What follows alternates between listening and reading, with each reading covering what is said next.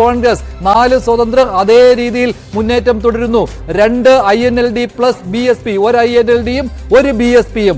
അങ്ങനെ ഇപ്പോഴും കേവല ഭൂരിപക്ഷത്തിന് ഒരു സീറ്റ് കൂടുതൽ മുന്നേറാനായിട്ട് BJPക്ക് കഴിയുന്നു. പലയിടങ്ങളിലും ഇപ്പോൾ ലീഡ് നിലയിൽ കുറച്ചുകൂടെ വർധന വന്നിട്ടുണ്ട് എന്നുള്ളതാണ്. ഇനിയും 5-6 റൗണ്ടുകൾ എണ്ണാൻ ബാക്കി കിടക്കുന്ന മണ്ഡലങ്ങളുണ്ട്. 12 മുതൽ 19, 20 റൗണ്ടുകൾ വരെയാണ് ഓരോ മണ്ഡലത്തിലും ഉള്ളത്. അതിൽ 6-7 റൗണ്ടുകൾ ഇനിയും എണ്ണാൻ ബാക്കിയുള്ളപ്പോഴാണ് 47 സീറ്റുകളിൽ BJP ലീഡ്, കോൺഗ്രസ് 37, മറ്റുള്ളവർ 4, 2 INLD പ്ലസ് BSP. മഞ്ജുഷ, ഒരു പക്ഷേ ഈ തെരഞ്ഞെടുപ്പിന്റെ പ്രത്യേകത അല്ലെങ്കിൽ വോട്ടെണ്ണലിന്റെ പ്രത്യേകത എന്നത് വോട്ടിംഗ് മെഷീനുകളാണ്. അതുകൊണ്ട് തന്നെ ഫലം പ്രഖ്യാപിക്കുമ്പോൾ വളരെ പെട്ടെന്ന് ഒരു ഫലം പ്രഖ്യാപിച്ചു കഴിഞ്ഞു. ആദ്യ ഫലം വന്നത് BJPക്ക് അനുകൂലമായിട്ടാണ്. അത് ജമ്മു കശ്മീരിലാണ്.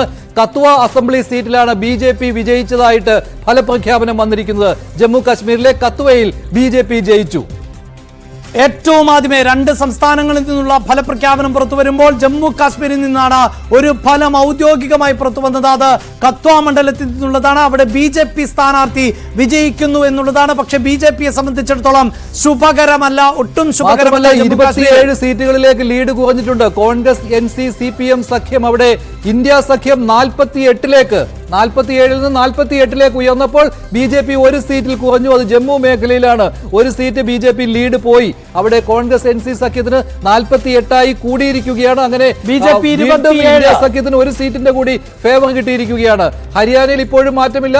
47, 37, 4, 2 എന്നതിൽ തന്നെ തുടരുകയാണ്. കുറച്ച് സമയമായിട്ട് അഭിലാഷ് ഇതേ രീതിയിലാണല്ലോ. കഴിഞ്ഞു എന്നാണല്ലോ. ഒരു പക്ഷേ ഇനിയുള്ള മണിക്കൂറുകളിൽ അല്ലെങ്കിൽ മിനിറ്റുകളിൽ ഫലം പ്രഖ്യാപിച്ചു തുടങ്ങും, വിജയികളെ പ്രഖ്യാപിച്ചു തുടങ്ങും. അപ്പോഴും ഈ 47 എന്ന നമ്പർ ഹരിയാനയിൽ BJP നിലനിർത്തുന്നു എന്നതാണ് ഭൂപീന്ദർ സിംഗ് ഹൂഡ. അദ്ദേഹം ഇപ്പോഴും ആത്മവിശ്വാസത്തിലാണ്. ആ ദൃശ്യം ഇപ്പോൾ കണ്ടതാണല്ലോ. ഇപ്പോഴും ആത്മവിശ്വാസത്തിലാണ് അദ്ദേഹം. തെരഞ്ഞെടുപ്പ് ഫലം അദ്ദേഹം നിരീക്ഷിച്ചുകൊണ്ടിരിക്കുകയാണ്. അല്പം മുമ്പും ഭൂപീന്ദർ സിംഗ് ഹൂഡ പറഞ്ഞത് കോൺഗ്രസ് സർക്കാർ ഉണ്ടാക്കാൻ പോകുന്നു എന്നതാണ്. അതിലൊരു സംശയവുമില്ല എന്ന് ഹൂഡ പറയുന്നു. പക്ഷേ എങ്ങനെ എന്നുള്ളതാണ് ചോദ്യം. 37 പോരാ. കോൺഗ്രസിന് ഒരു 40 സീറ്റെങ്കിലും കിട്ടിയാൽ പോലും അവിടെ വിലപേശൽ പൊളിറ്റിക്സിൽ കോൺഗ്രസിന് ജയിക്കാൻ കഴിയുമോ എന്ന കാര്യം സംശയമാണ്. ഇപ്പോൾ തന്നെ 37 സീറ്റുകളിൽ മാത്രമാണ് കോൺഗ്രസിന് ലീഡ്. അവിടെ ദൃശ്യങ്ങളിൽ നിന്ന് വ്യക്തമാണ്. കോൺഗ്രസ് ക്യാമ്പിൽ നിരാശയാണ്. നേരത്തെ ഇങ്ങനെ ആയിരുന്നില്ല.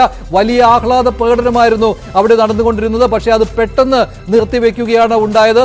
ആദ്യ സൂചനകൾ കോൺഗ്രസിന് അനുകൂലമായിരുന്നു ഹരിയാനയിൽ. പക്ഷേ അവിടെ റിവേഴ്സ് ട്രെൻഡാണ് പിന്നീട് കണ്ടത്. കോൺഗ്രസ് 37ലേക്കും BJP 47ലേക്കും കയറി. ഓരോ മണ്ഡലത്തിലും ലീഡ് നില കൂടുമ്പോൾ ആശങ്കയുടെ നിമിഷങ്ങളാണ് ഹൂഡ ക്യാമ്പിൽ. നേരത്തെ കുമാരി സെൽജയുടെ പ്രതികരണവും കോൺഗ്രസ് സർക്കാർ ഉണ്ടാക്കും എന്നുള്ളതായിരുന്നു. പക്ഷേ BJP ഇപ്പോൾ കോൺഫിഡന്റ് ആണ്. ഹരിയാനയിൽ ഭരണം നിലനിർത്താൻ കഴിയും എന്നുള്ള പ്രതീക്ഷ. ഹൂഡ അപ്പോൾ അവിടെ ഈ തെരഞ്ഞെടുപ്പ് ഫലം നിരീക്ഷിച്ചുകൊണ്ടിരുന്ന ഹൂഡ ഇപ്പോൾ മാധ്യമങ്ങളോട് സംസാരിക്കും എന്നാണ് തോന്നുന്നത്. അല്പം മുമ്പ് അദ്ദേഹം സംസാരിച്ചിരുന്നു. ഇപ്പോൾ പ്രവർത്തകരും അവിടെ നിന്ന് എഴുന്നേൽക്കുകയാണ്. എന്തായാലും ആശങ്കയുടെ നിമിഷങ്ങളാണ് കോൺഗ്രസ് ക്യാമ്പിൽ. ഹരിയാനയിൽ ജയിക്കുമെന്ന് ഉറപ്പിച്ചെടുത്തു നിന്നാണ് ഇപ്പോൾ കോൺഗ്രസിന് വലിയ തിരിച്ചടി ഹരിയാനയിൽ ഉണ്ടാവുന്നത്. കഴിഞ്ഞ തവണത്തേക്കാൾ സീറ്റിന്റെ എണ്ണം കൂടുമെങ്കിലും ഭരണത്തിലേക്ക് വരാൻ കഴിയുന്നില്ല എന്നുള്ളതാണ് ഹരിയാനയിൽ കോൺഗ്രസിനെ നേരിടുന്ന ഏറ്റവും വലിയ പ്രശ്നം. ഇപ്പോൾ ജമ്മു കാശ്മീരിൽ ഇന്ത്യ സഖ്യത്തിന് 49 സീറ്റുകളിൽ ലീഡായി. 27 BJP, PDP 5, മറ്റുള്ളവർ 9 എന്ന രീതിയിലായിരിക്കുകയാണ്. കശ്മീരിൽ മറ്റുള്ളവർ സ്വതന്ത്രരും അതുപോലെ തന്നെ ചെറിയ പാർട്ടികളും ചേർന്നുള്ള ആ മത്സരം, അവർ 330 സ്വതന്ത്രരാണ് മത്സരിക്കുന്നത് ജമ്മു കാശ്മീരിൽ. അതിലിപ്പോൾ 9 പേർക്ക് ലീഡ് ചെയ്യാൻ കഴിഞ്ഞിട്ടുണ്ട്. അതിനേക്കാൾ കൂടുതൽ പ്രതീക്ഷിച്ചതാണ്. പക്ഷേ ആ ഇന്ത്യ സഖ്യത്തിന്റെ മുന്നേറ്റത്തിൽ, ഇല്ലേ അഭിലാഷ്, ഇന്ത്യ സഖ്യത്തിന്റെ ഇത്രയും വലിയ മുന്നേറ്റത്തിൽ കശ്മീർ മേഖലയിൽ സ്വതന്ത്രർക്ക് പ്രതീക്ഷിച്ച രീതിയിലുള്ള മുന്നേറ്റം നടത്താൻ കഴിഞ്ഞില്ല. അതിൽ പല സ്വതന്ത്രരും BJP സ്പോൺസേഡ് ആയിരുന്നു എന്ന്